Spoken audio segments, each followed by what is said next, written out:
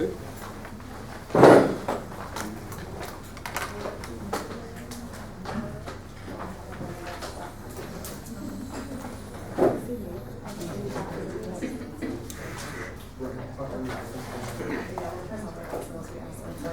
Okay, let's go.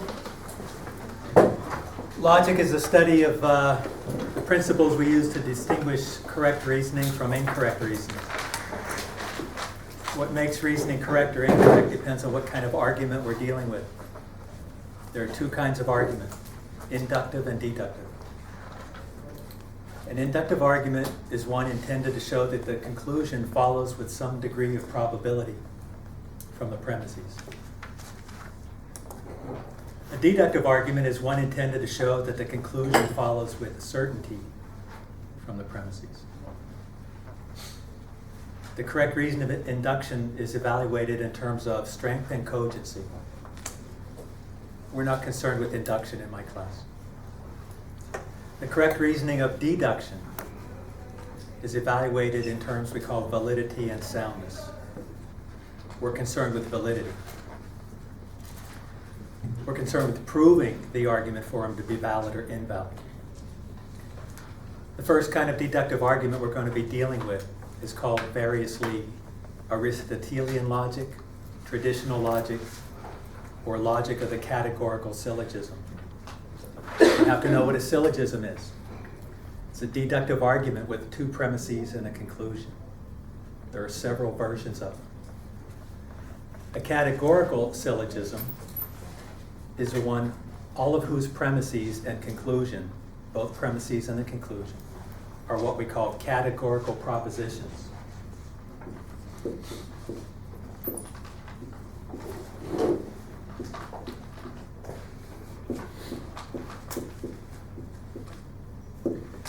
That's a categorical proposition because the subject and the predicate are understood to be categories or classes of things.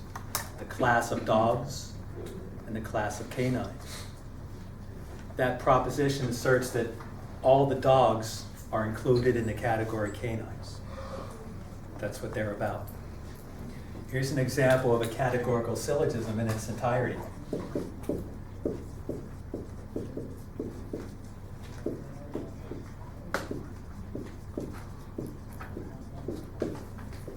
Those are our two premises. Probably everybody in here can tell what follows from them as a conclusion. What do you think? Dogs are mammals.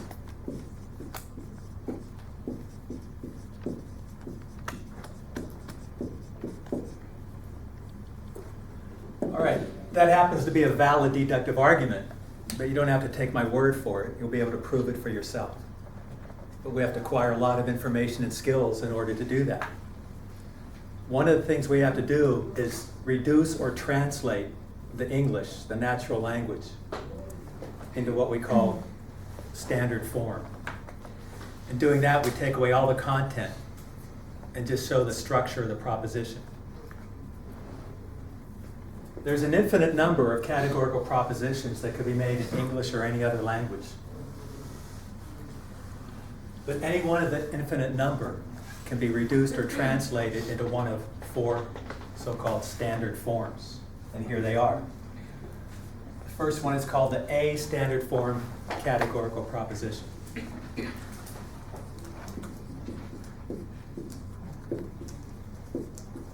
That is its form. You need to know the components of this proposition. That's called a universal quantifier. Bless you. That's called a subject term. That's called a copula. That's called a predicate term. The second form is called the E proposition.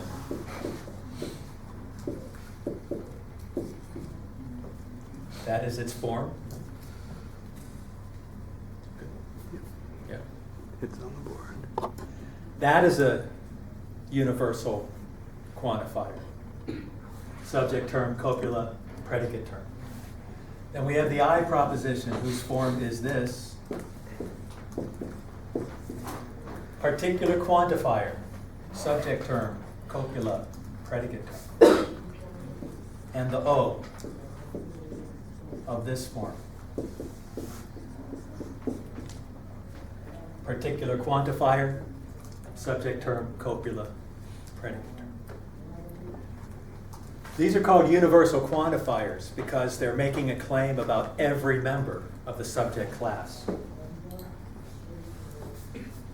The claim that the A proposition is making is that every member of the subject class is a member of the predicate class. That's a universal quantifier. It is saying something about every member of the subject class. It doesn't mean there are no S's. What that proposition is saying that all of them are not part of the predicate class. So that's a universal quantifier.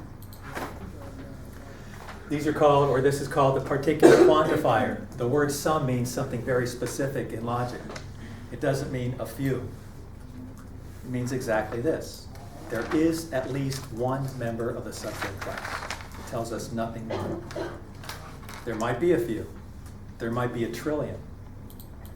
But in logic, that word simply means there is at least one member of the subject class. Well, that's why we call it the particular quantifier. It's not saying something about every S, only about a particular S. These propositions are described in terms that we call quantity, quality, and distribution.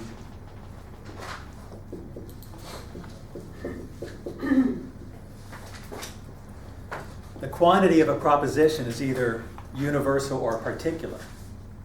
You could guess that that's determined by the quantifier.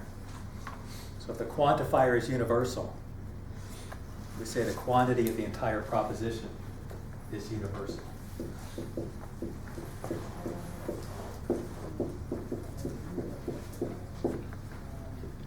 If the quantifier is particular, then the quantity of the entire proposition is also said to be particular.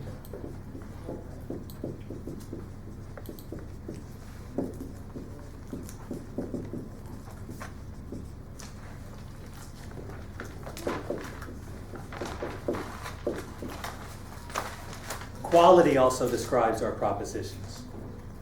The quality of a proposition is either affirmative or negative.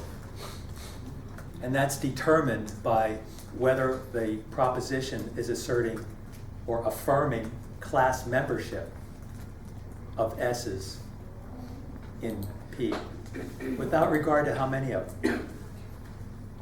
The quality is said to be negative if the proposition is asserting class exclusion of S's from P, without regard to how many of them. It's a matter of class inclusion or exclusion. So the A proposition, S's are being included in the predicate class. So we say that the quality is affirmative.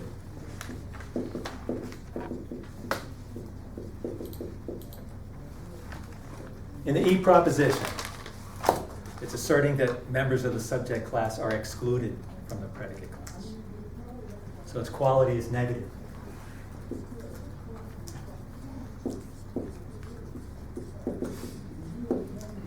The I proposition, well, there's the inclusion of at least one S in the predicate class. So that's an affirmative quality.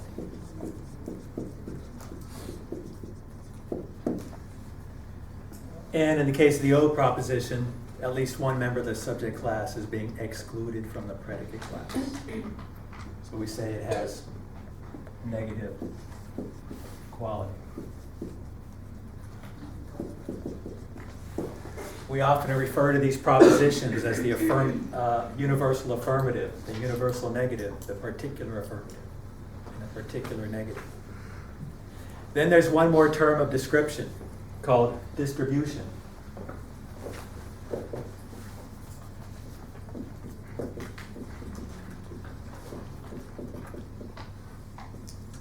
That applies to the classes themselves, not the entire propositions. Distribution is very similar to quantity.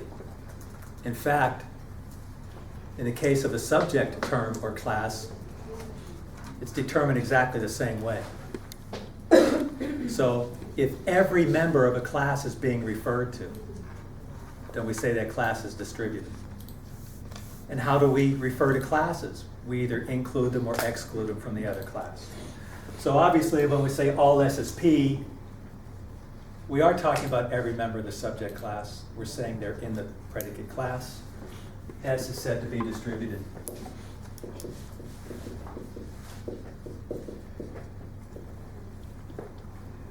In the E proposition, we're talking about every member of the subject class. We're saying that all of them are excluded from the predicate class. So that subject term is distributed.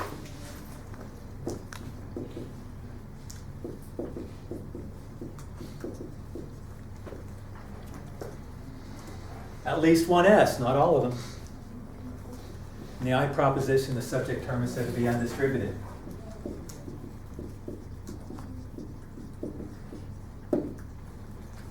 Same thing with the O proposition.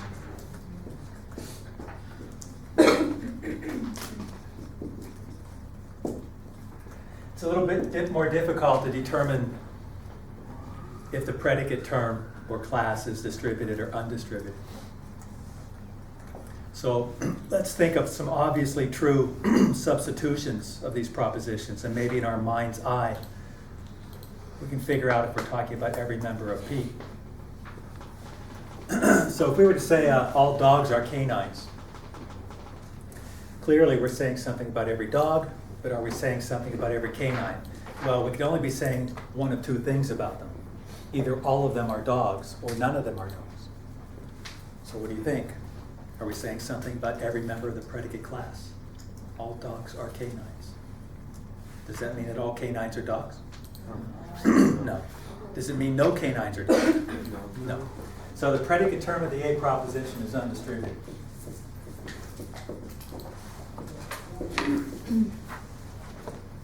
No dogs are cats.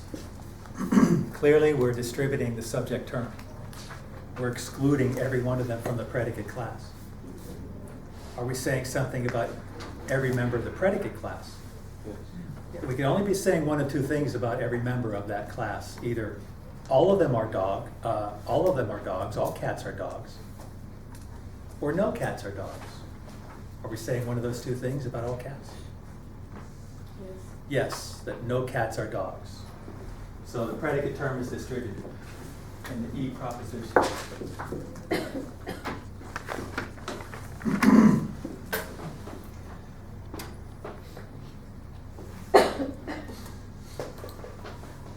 At least one rose is a red flower, the I proposition. Clearly the subject term is undistributed. Are we saying something about every red flower? No. No, we're not. So the predicate term in the I proposition is also undistributed.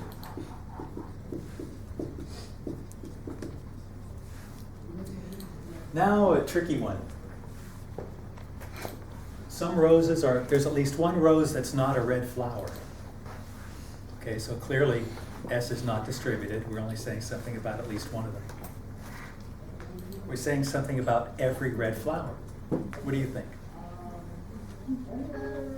What do you think? Every red flower is a rose? Is a rose? Yeah. Is that a true statement? Well, didn't you say that something about at least one is a... I said at least one rose is a red flower. Are we at the same time saying every red flower is that rose? No. Are we at the same time, I'm sorry, we're in the O proposition. At least one rose is not a red flower. Thank you. At least one rose is not a red flower. Are we saying something about every red flower? Are all of them that one red rose, or all of them not that one?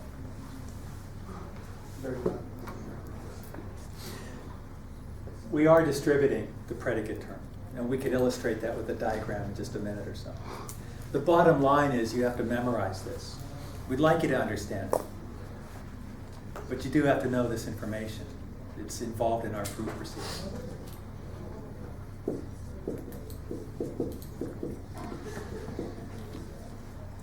All this information is in the book. I'll show you when we take a little break. Nice little handy charts.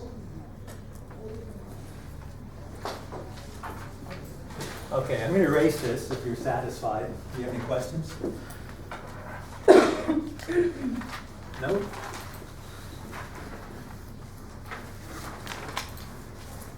Let's have a look at our diagrams. Venn diagrams for the categorical propositions. They're called Venn diagrams for their originator, a mathematician named John Venn. You may have used them in some math class. They're used in set theory, for example. So we use circles to symbolize or represent the classes that our propositions are talking about.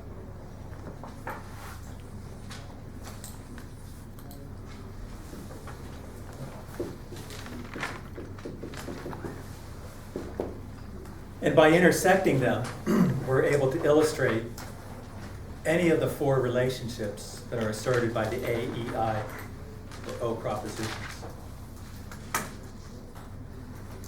Your author has an unnecessarily complicated way of referring to these segments. You can forget about that. We're just going to call them 1, 2, and 3. Because we simply have to be able to talk to each other about what part of the diagram we're focusing. So would you agree that segments 1 and 2 together complete circle S? Yeah. Would you agree that segments 2 and 3 together complete circle P? Okay. So in what segment might there be S's that are not at the same time P's? 1. Segment 1. In what segment might there be P's that are not at the same time inside of circle S? 3. And where might there be things that are both S's and P's at the same time? 2. That's right, in their intersection. So the A proposition says all S's are P's. And here's how we symbolize that.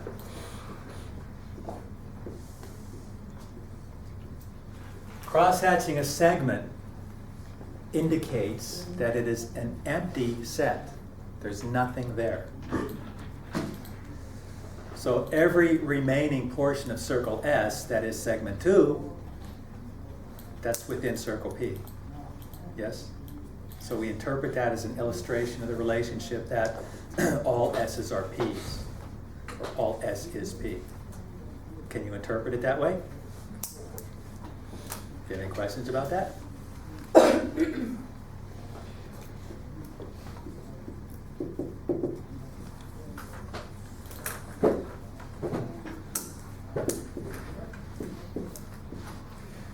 Again, circle S is completed by segments 1 and 2, circle P by segments 2 and 3. The only place there could be S's that are not also P's is in segment 1. The only place there could be P's that are not also S's are in segment 3. The only place we might find items that are both S's and P at the same time is segment 2. The E proposition says there are no S's in P. So we're going to crosshatch segment 2. Crosshatching again makes that a null set. It's void. There's nothing there. So all that remains of circle S is segment 1. And we see that that is entirely without or excluded from circle P. So can you interpret that as no S is P? Can you read it that way? Good, because you have to. Are there any questions about that?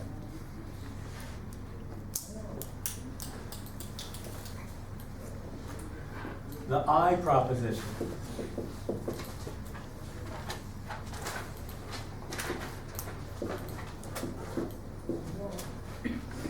I'm not going to go over what the segments mean again. I think we've got that by now. The I proposition says there's at least one S that is a P. So we represent that at least one S with a single X. It has to be inside of circle S because the proposition says it is an S. But the proposition also says it's a P. So we'll put that X in segment 2. That's an S, that's a P. Can you interpret it that way? Yes? No? Questions about that? So the X represents at least one, is what it is, or? The at least one S that the quantifier sum S is referring to. Yeah, that's what the quantifier sum means in logic, at least one, nothing more. So that's all we need to show. Did that answer your question?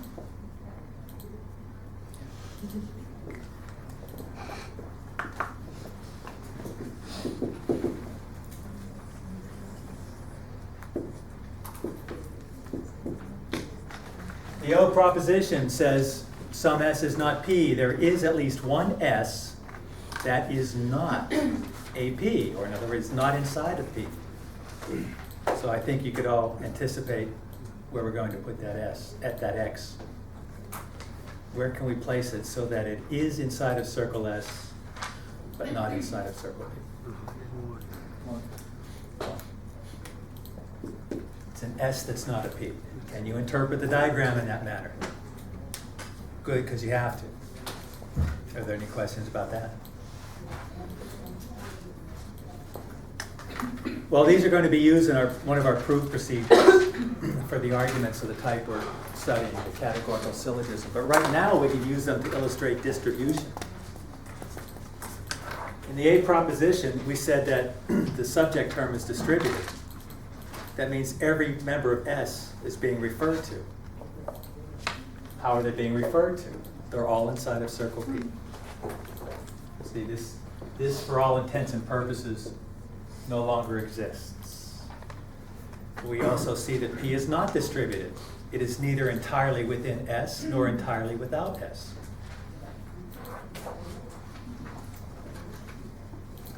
In the E proposition, we said that both terms are distributed. So we might use this as an illustration. Every member of S is said to be excluded from P. And every member of P is said to be excluded from S. For all intents and purposes, there is no intersection. They're entirely distinct sets. So both terms are distributed. Well, that X that's an S and a P is the same thing. So while we're only talking about one S, we're also only talking about one P. It's the same item. It's the red rose. So both terms are undistributed in the I proposition. In the O proposition, we're only talking about one S again, so it's obviously undistributed. However,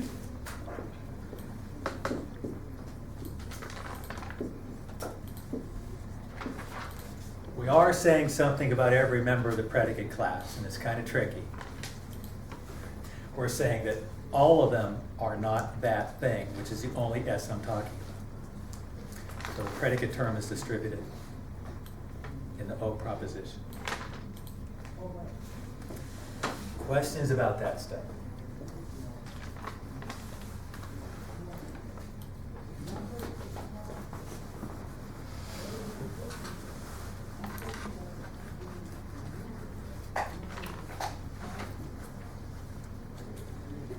Let's look at some exercises.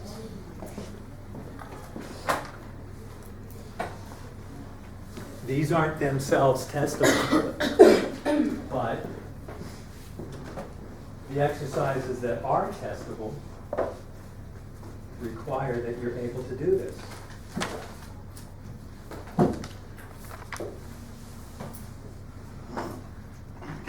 We'll go up to our chapter on deduction.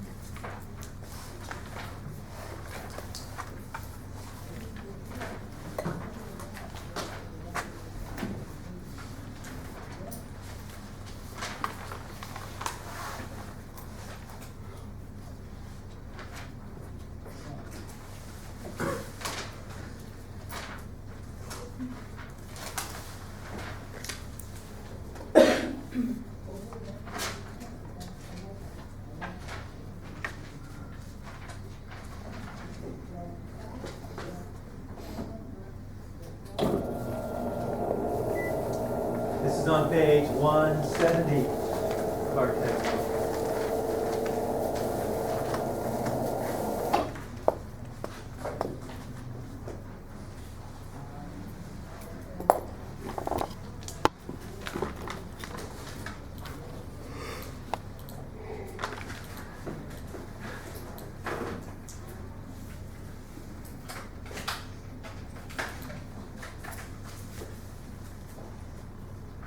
wait for it.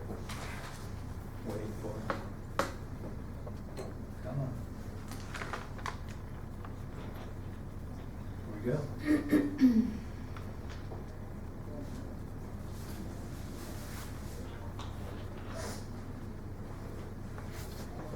Okay, in these examples, the author, we could do much more with this if we want to, but the author is asking us to identify the subject and predicate terms. I think that's worded incorrectly because terms simply refer to the letters S and P. He wants us to identify the subject and predicate classes or categories. So the classes could either be named by a single noun or their members described by a noun phrase. So we have to identify either the term, the noun, or the entire noun phrase that completely describes the subject or predicate class. You can't change it, or you're talking about a different class. You're missing what's being talked about by the proposition. So number one says, some historians are extremely gifted writers whose works read like first-rate novels. There's our particular quantifier, some, and here comes the subject class. Historians. It's just a noun, naming that group of people, historians. Here's our copula.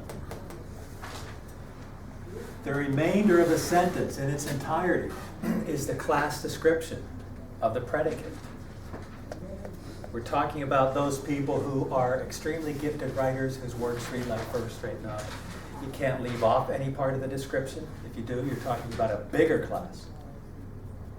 You certainly can't add anything to the description. You'll be talking about a much smaller class. So we need to identify at least exactly what two classes are being talked about or referred to by the proposition. Let's look at number 2. There's our universal quantifier, no. And the subject class in this case is a long description. Athletes who have ever accepted pay for participating in sports. That's them. That's who are being talked about. There's our copula. That'll become are, in our, that'll become is, see, in our translation. And in this case, the predicate class is named by a single noun. Amateurs. And in number 3, we have something interesting. We have 2 occurrences of the word are. But only one of them is the copula of the proposition connecting the subject and predicate classes. The other one just happens to be part of a class description. Say that again and see if you can figure out which one is which. The copula is the form of the verb to be. Is, are, was, were, will be, has been, had been, will have been, etc. We'll always translate it as is or is not. It's called copula because it connects the subject and predicate classes. But we have 2 occurrences of the word are. One of them is part of a class description and not the copula, whereas the other is the copula proper, the proposition. So what do you think is the copula, the first R or the second R? The second R is the copula, good. So the subject class here is dogs that are without pedigrees. And this is our copula, connecting the subject class with the predicate class. Candidates for blue ribbons in official dog shows that are sponsored, by the American Kennel Club. So that was a nice mix, the first 3. Subject is a single noun. Predicate is a noun phrase. Subject is a noun phrase. Predicate is a noun. Now we have 2 noun phrases and little tricky occurrence of are, which we have to decide which is the copula. We could do more with this exercise while it's up, because he has the same sort of examples later. It just asks you to do something different with them. We could do the same thing with these. Let me ask you some questions, see if you can answer. Number 1, do you think that would be translated as an A, E, I, or O proposition? I. An I, right? Whose form is, what we want to hear is some S is P. See, that's what it's going to be translated as. We have to do that in order to test the argument for validity. Still on number 1. Can you tell me what's the quantity of that proposition? Universal or negative? I'm sorry, universal or particular? Particular, indicated by the quantifier some. What's the quality of that proposition, affirmative or negative? Negative? Some S is P, it's affirming class membership of S's in P. Quality is affirmative. Can you tell me if the subject term is distributed or undistributed in the I proposition? It's undistributed. Can you tell me if the predicate term is undistributed in the I proposition? It's undistributed. All right, we're cruising. Let's do the same thing with number 2. Do you think that's going to be translated as an A, E, I, or O proposition? E. And what is the form of the E proposition? No S is P. No S is P. What's the quantity of the E proposition? Universal or particular? Universal. Universal. What's the quality, affirmative or negative? Negative. Is the subject term distributed or not? Distributed. Is the predicate term distributed or not? Distributed. It's distributed. All right, let's do one more. Think anybody can answer all those questions without looking? No. But somebody can. Anybody want to give it a go? You want to give it a go? No. Sure, I'll give it a go. Why not? Okay, give it a go. All right. Could I mix them up though? Wait, numbers 1 through 7, I'm gonna go to or number 4, you're just gonna ask those questions that Yeah. you just asked about number 4? Okay. but I'm going to do that in a different order. Okay.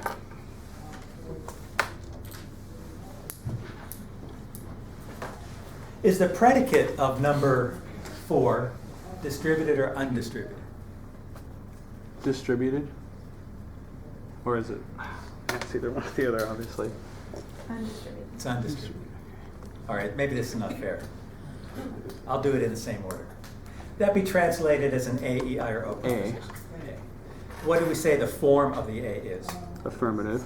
The form of it. Oh. All S is All S is P. Oh, all S is P. Okay. Quantity, universal or particular? Universal. Quality, affirmative or negative? Affirmative. So it's the last. Subject term, distributed or undistributed? Predicate term, distributed or undistributed? All right, we need to know all that stuff. Predicate term. Yeah, it's not trivial. Look, you guys, I don't waste your time teaching you stuff that you don't have to know for the test. I teach the test. I never understood the objection to that. If a teacher's not teaching the test, what is he teaching? I don't know, I don't get it. So don't think that you could skip over or, neglect anything that we go over in class. I get right down to it. Get you ready for that test. Okay, yes? Sorry.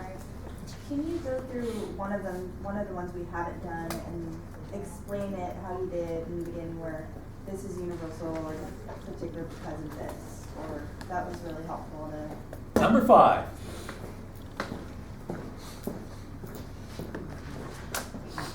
So we're supposing, as they will eventually, be part of an argument.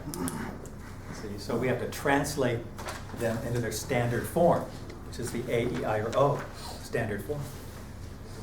And we have to know all those descriptions that we're going over, because that figures into our proof of validity. So, number 6. We identify the subject class. Let's start there. Subject class. So some is I, right? Well, right now, I just want to identify the subject class. Paintings produced by artists who are universally recognized as masters. All that. Those are the items being referred to in the subject. Predicate class. Works of genuine merit that either are or deserve to be preserved in museums and made available to the public. All of that. Those are the items in the predicate class or category. Right? So that class description of the subject is going to be translated as S. class description of the predicate is simply going to become P. And we have to recognize what standard form this reduces to, A, E, I, or O. So we look at the quantifier sum. Here's the copula, are not. That's going to become is not. P. So this is going to reduce to an O standard form categorical proposition. All of that is going to be reduced to some S is not P. Taking out all the content, standardizing the copula, and we have our standard form proposition. Then we have to be able to describe it in terms of quantity, quality, and distribution.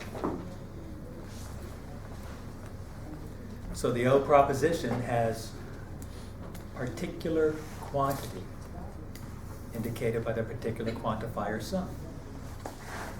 It has negative quality